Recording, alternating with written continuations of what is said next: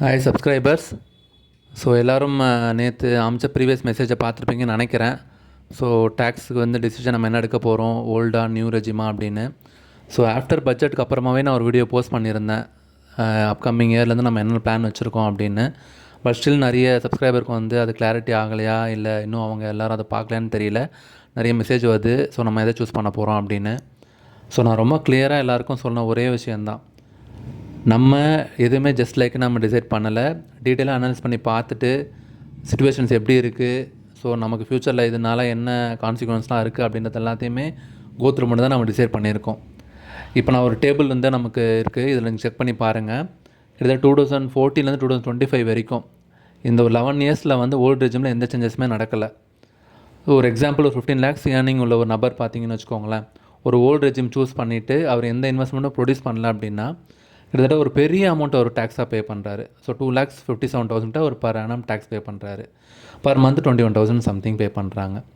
ஆனால் இந்த tax save பண்ணணும் அப்படின்றதுக்காக தான் நம்ம என்ன பண்ணியிருப்போம்னா, ஹெச்ஆர்ஏ நம்ம ப்ரொடியூஸ் பண்ணியிருப்போம், ஹோம் லோன் எடுத்து இன்ட்ரெஸ்ட் நம்ம ஷேர் பண்ணியிருப்போம், அப்புறம் எக்ஸம்ஷன் ஆன ஏடிசி, ஏடிடி, அப்புறம் என்பிஎஸ் எல்லாத்தையுமே நம்ம இன்வெஸ்ட்மெண்ட்டை நம்ம காமிச்சிட்டு நம்ம ரீஃபண்டாவோ இல்லைனா டேக்ஸ் சேவிங்கோ நம்ம பண்ணியிருந்திருப்போம். ஸோ அந்த மாதிரி பண்ணும்போது கிட்டத்தட்ட 2,57,000 ஒரு ஹியூஜ் அமௌண்ட்டு ஒரு 91,000 நம்ம பர் ஆனம் பே பண்ணுற மாதிரி இருந்திருக்கு. ஸோ கிட்டத்தட்ட ஒரு 1,66,000 கிட்ட டீவியேஷன்ஸ் அதுக்கும் டிஃப்ரென்ஸ் இருக்குது. பர் மந்த் பார்த்தாலுமே கிட்டத்தட்ட 1/3. ஸோ 21,000 பே பண்ண வேண்டிய இடத்துல நம்ம 7,000 தான் பே பண்ணியிருப்போம். ஸோ இதில் தான் நம்ம எல்லாருக்குமே ஒரு பெரிய ஒரு கிளாரிட்டி இல்லாமல் இருந்திருக்கும். ஸோ இப்போ நமக்கு எல்லாருக்குமே தெரிஞ்சிருச்சு நம்ம ஏன் அப்போல்லாம் ஓல்டு சூஸ் பண்ணோம் அப்படின்னு.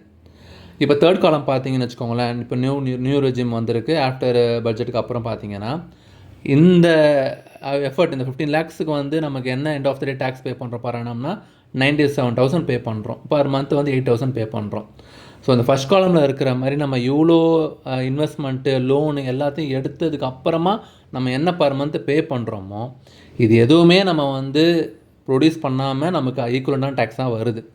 ஸோ இந்த டீட்டெயில் அனலைஸ்க்கு அப்புறம் தான் நம்ம அந்த காலை எடுத்தோம் நம்ம நியூ ரெஜிம் போகிறதுக்கு எதுக்கு டிசைட் பண்ணியிருக்கோம் அப்படின்னு.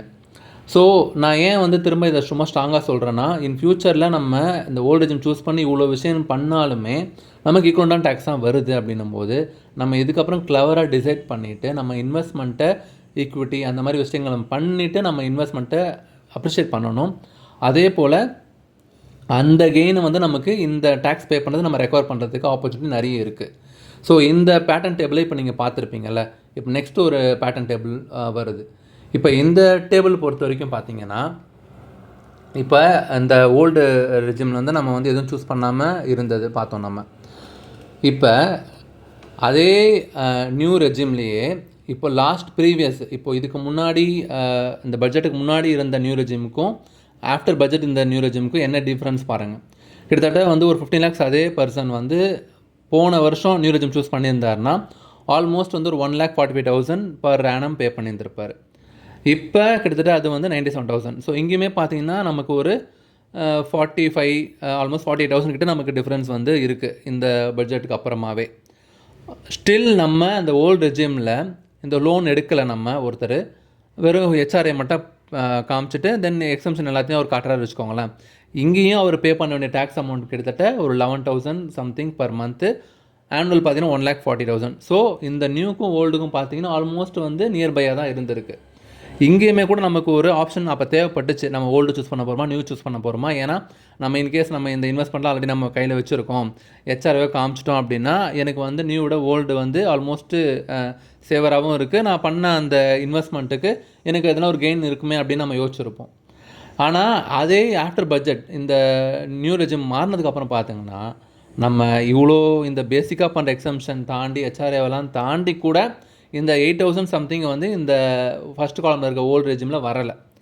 ஸோ இப்போ நமக்கு ஒரு கிளாரிட்டி கிடச்சிருக்கும். நம்ம என்ன தான் எக்ஸம்ஷன் காமிச்சு நம்ம ஹெச்ஆர்ஏ ப்ரொடியூஸ் பண்ணால் கூட நம்ம கடைசி வரைக்கும் நியூ ரெஜிமோட அந்த பர் மந்த் டேக்ஸுக்கு நம்ம நெருங்கவே முடியாது. அந்த கால்காக தான் நமக்கு என்ன தெரிஞ்சிச்சுன்னா, இனிமேல்ட்டு ஃப்யூச்சரில் நம்ம நியூ ரெஜிம் மட்டும்தான் பெஸ்ட்டான பார்ட்டாக நமக்கு இருக்க போகுது. அது முக்கியமாக சேலரி பீப்புளை பொறுத்த வரைக்கும் நம்ம எல்லாருமே அதுக்கு தான் அதிகமாக மெனக்கெட்டோம். ஆனால் நமக்கு இப்போ தெரிஞ்சிச்சு நியூ ரெஜிம் தான் நமக்கு இனிமேல் சூட்டபுளாக இருக்கும் அப்படின்னு. ஸோ அந்த ரீசனுக்காக தான் நம்ம ரொம்ப கிளாரிட்டியாக நம்ம எல்லாருக்கும் சொல்லியாச்சு. ஸோ இந்த இமேஜ் கூட நான் வந்து அப்போவே நான் எல்லாருக்குமே ஷேர் பண்ணியிருந்தேன். ஸோ இப்போ இன்னுமே நம்ம வந்து இதை ஒரு ஜென்ரலாகவே நம்ம பார்க்கணும் அப்படின்னா, இனிமேல் நம்ம யாரை வந்து ஓல்ட் ஏஜ் போஸ்ட் சூஸ் பண்ண போகிறோம், நமக்கே வந்து அது ஒரு எண்டு கார்டு போடலாமே தான் நான் எல்லாருக்குமே இதை வந்து ஷேர் பண்ணியிருந்தேன். ஏன்னா அப் டு 2 lakhs வரைக்கும் நமக்கு வந்து நில் டேக்ஸாக வந்து மாறிடுச்சு. ஸோ கிட்டத்தட்ட இந்தியா பொறுத்த வரைக்கும் ஒரு பெரிய வால்யூம் ஆஃப் பீப்புள் அந்த 12 lakhs பர் சிட்டிசிக்குள்ளே தான் இருக்காங்க. ஸோ அந்த வால்யூம் ஆஃப் பீப்புள் எல்லாருமே இப்போ 0 டேக்ஸ் ஆகிட்டாங்க. ஸோ ரிமைனிங் 2 lakhs மேலே ஏர்ன் பண்ணுறவங்க தான் இனிமேல் டேக்ஸ் கட்ட போகிறாங்க. அப்போ அந்த வால்யூம் வந்து நமக்கு மேஜராக டிஃப்ரென்ஸ் வந்து நமக்கு காமிச்சு கொடுத்துரும். அப்போ அந்த ரீசனுக்காக தான் நம்ம இனிமேல்ட்டு சூஸ் பண்ண வேண்டியது எல்லாமே நியூ ரெஜிம் சூஸ் பண்ணோம் அப்படின்னா அதுக்கு டேக்ஸ் சேவரும் லோயராக இருக்குது நமக்கு. அதே சமயத்தில் நம்ம அந்த அமௌண்ட்டை சேவ் பண்ணுற அமௌண்ட்டை நம்ம ப்ராப்பராக இன்வெஸ்ட் பண்ணிவிட்டு நம்ம லாங் டேர்ம் பிளானிங்க்கு நம்ம வந்து அதை யூஸ் பண்ணிக்கணும். ஸோ நம்ம அந்த மைண்ட் செட்டுக்கு மாறினா தான் நம்ம மணியும் அப்டேட் ஆகும். ஸோ 2 lakhs கிட்டிசிக்குள்ளே இருக்கவங்க 0 டேக்ஸ்னு சொல்லிட்டு சந்தோஷமாக இருந்துட்டு எதுவும் பண்ணாமல் இருக்கக்கூடாது. அதே போல் 2 lakhs மேலே இருக்கவங்க டேக்ஸ் போகுதுன்னு சொல்லிட்டு வருத்தப்படவும் கூடாது. எல்லாத்தையுமே நம்ம இனிமேல்ட்டு அந்த பிளானிங்கோடு நம்ம எக்ஸிக்யூட் பண்ணணும். ஏன்னா ஃப்யூச்சரில் நம்ம சேவிங் பண்ணுற அமௌண்ட் தான் நமக்கு ஒரு பெரிய சப்போர்ட்டிவாக இருக்கணும் போது அதில் நம்ம எல்லோரும் ஃபோக்கஸ் பண்ணலாம் subscribers. So thank you so much. Take care. By.